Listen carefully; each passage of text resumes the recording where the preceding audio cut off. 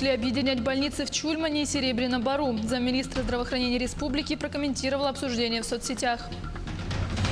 Гараж возле подъезда или строю где хочу. Жителю многоэтажки в Удачном вынесено административное наказание. Дополнительные места для первоклассников Якутска. Сколько детей пойдут в школу в этом году?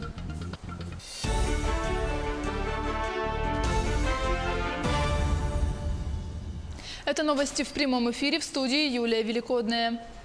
Сегодня руководитель региона работает в Хангаласском районе. Он посетил местность Байнгы, где выдано порядка 240 участков в рамках программы «Дальневосточный гектар». Помимо этого, Айсен Николаев осмотрел Актемскую школу, после чего хангаласцы показали местность для строительства агропромышленного комплекса, где планируется реализация проекта с японской стороной по строительству овощи и мясоперерабатывающего завода. Подробности в следующих выпусках новостей. Объединения больниц в Чульмане и Серебряном Бору не будет, заверила замминистра здравоохранения республики Людмила Вербицкая. Она сообщила, что по этому поводу нет решения ни коллегии Минздрава, ни правительства республики, ни ее руководителя Айсена Николаева. Так глава ведомства прокомментировала слухи, которые активно обсуждаются в нерюнгринских социальных сетях. Как уточнил заместитель главврача Нерюнгринской районной больницы Дмитрий Мартемьянов, была лишь рекомендация объединить административно-управленческий персонал административно-хозяйственной службы всех 3 больниц. Было такое поручение. Значит, в крупных районах Республики Саха-Якутия, там Алданский, значит, район Мирнинский, Нерюнгринский район, включить, значит, рассмотрение вопроса объединения городских больниц в структуру центральных районных больниц. По сегодняшний день, кроме вот этого решения, никаких новых указов, распоряжений, приказов с Министерства здравоохранения не поступало, поэтому больше никакой информации мы не владеем. В Якутии действуют 20 лесных пожаров, 5 из них локализованы. Общая площадь пожаров составляет 60 436 гектаров.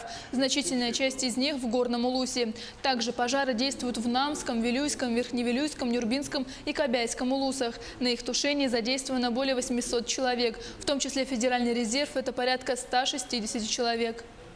Немного дождь, конечно, придавил лесные пожары, соответственно, у нас сейчас все шансы для того, чтобы их максимально локализовать. Но при этом это не такой крупный дождь, который бы поспособствовал полному тушению лесных пожаров. Но при этом погода в ближайшие дни прогнозируется пасмурная. Конечно, для нас это очень хорошо, что позволит, возможно, частично локализовать пожары, которые действуют на территории республики, и в соответствии в последующем их ликвидировать.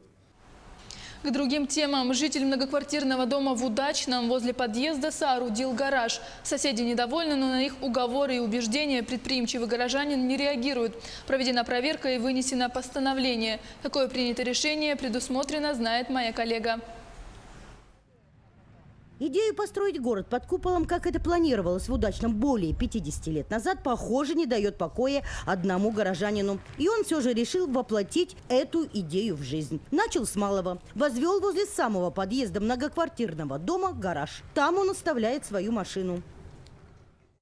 Чтобы было более понятно, значит, вот он, подъезд. И попрошу оператора показать, где находится этот гараж. Вот он, этот гараж. Парковочное место автомобиля в гараже занимает практически 2. Ну, то есть сюда могло бы поместиться, собственно, 2 автомобиля.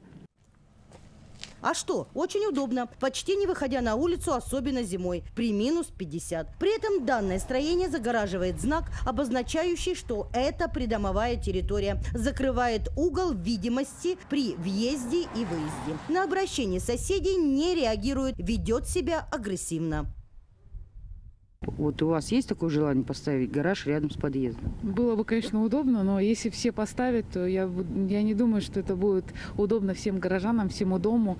Это будет, я не знаю, хаос, наверное. Дети гуляют, заходят иногда на женщин нецензурной бранью. Говорит, ну, это типа его территория.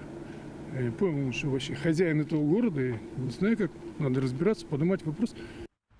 Совсем недавно владелец так называемого временного сооружения поднял в своем гараже уровень пола и залил бетоном. По всей видимости, в дальнейшем господин Виткаускас планирует сделать его капитальным. Мы решили встретиться и пообщаться с местным Гори Кулибиным. Извините, это что? Вот это что? Это тент укрытия. Да, а по какому праву вы его здесь установили? Вы остановитесь. Телеканал «Алмазный край». Очень хорошо.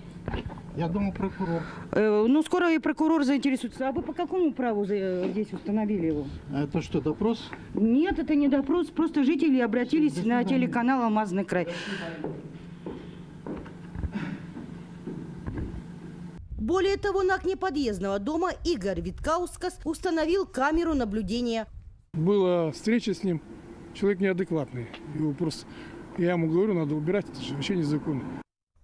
Настоящий гражданин является работником обогатительной фабрики номер 12. Из его производственной характеристики следует, что Игорь Виткаускас, цитирую, оказывает добровольное участие в благоустройстве города. Но тогда как же объяснить факт погубленных растений, которые были уничтожены во время установки незаконного строения на придомовой территории? В настоящее время постановление районной комиссии в отношении противоправных действий Игоря Виткаускас направлено в прокуратуру. Совсем скоро мы узнаем, какое решение принято и что в дальнейшем намерен делать Гори Кулибин. Ирина Балкова, Денис Хазов, телеканал «Алмазный край».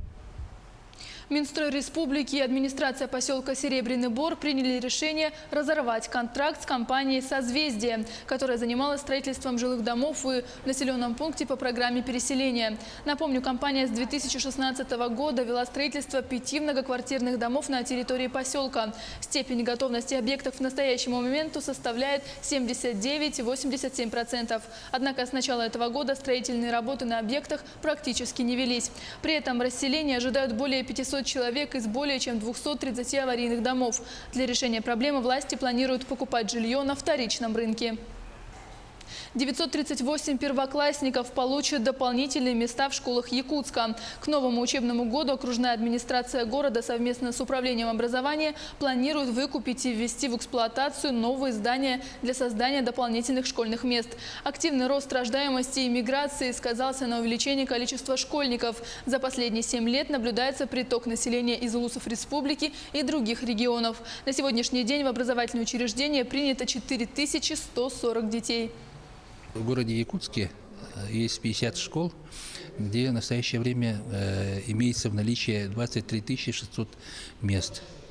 На этих местах в школах обучается в 2 раза больше детей. Это около 42,5 тысяч детей.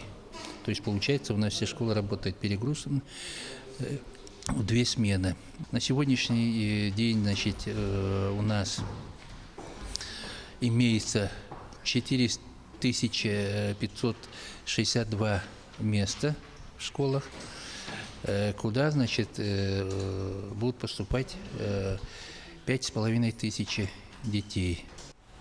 Каждому ребенку индивидуальный подход и отдельная лечебная программа. В реабилитационном центре для детей и подростков с ограниченными возможностями здоровья проходит лечение 65 детей. В основном это дети с нарушениями опорно-двигательного аппарата, речевыми и слуховыми нарушениями. В центре они получают всю необходимую помощь и консультацию. Работают сенсорные комнаты, кабинеты физиотерапии, фонетической ритмики. Установлены оборудование, аналогов которых почти нет на Дальнем Востоке.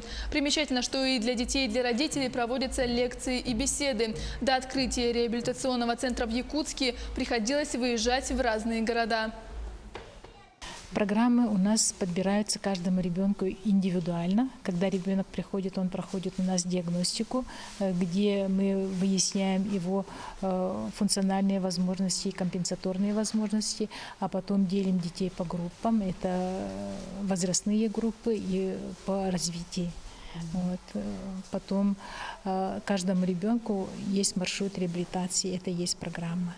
И у кого-то будет эта программа на целый день, у кого-то будет с утра до обеда, у кого-то будет с обеда до вечера. Веселая музыка и море улыбок. Главному месту отдыха жителей Якутска, городскому парку, 83 года. Наша съемочная группа побывала на праздничных площадках.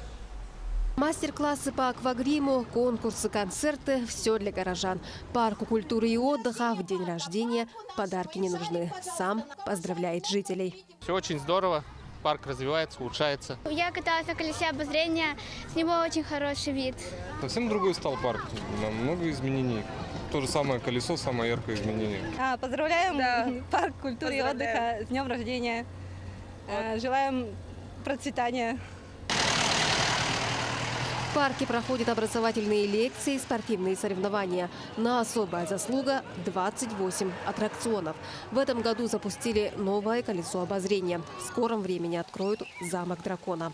Мы хотим вообще сделать ультрасовременным. В этом году мы провели ремонт фонтана, частичные ремонты скамеек. Планируем новую входную арку, чтобы она была соответствовала на нашим современным технологиям. 20 тысяч человек посещают парк только за выходные. Люди гуляют среди деревьев, катаются на аттракционах, едят мороженое и фирменные хот-доги. За летний сезон число посетителей и вовсе переваливает за 500 тысяч человек. Видимо, после масштабного обновления желающих побывать в парке становится больше. Елизавета Васильева, Катерина Амосова, Илья Сыромятников, Якутск. Россиян ждут 10-дневные новогодние каникулы и 9 дней выходных на майские праздники в 2019 году. Предлагается, что новогодние каникулы начнутся с 30 декабря и продлятся до 8 января. В честь Дня защитника Отечества отдых продлится 23 и 24 февраля. Международный женский день выпадает на пятницу, поэтому отдых продлится 3 дня. В честь 1 мая россияне будут отдыхать с 1 по 5 мая, а на День Победы с 9 по 12.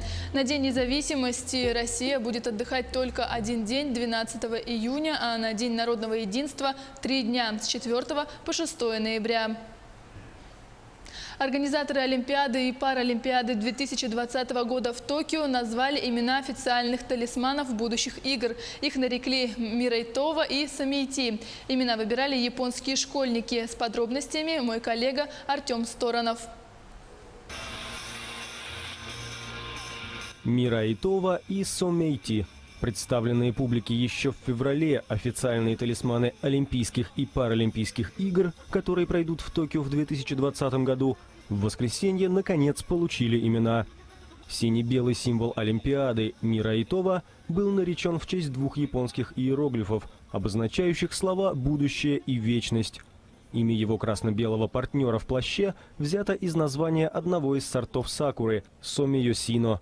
По словам представителей оргкомитета игр, оно также созвучно английскому выражению «so mighty» – «такой могучий».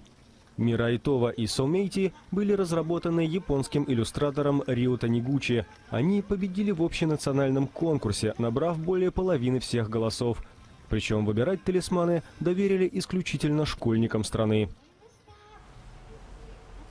Таковы новости к этому часу. Всего доброго и до встречи в эфире.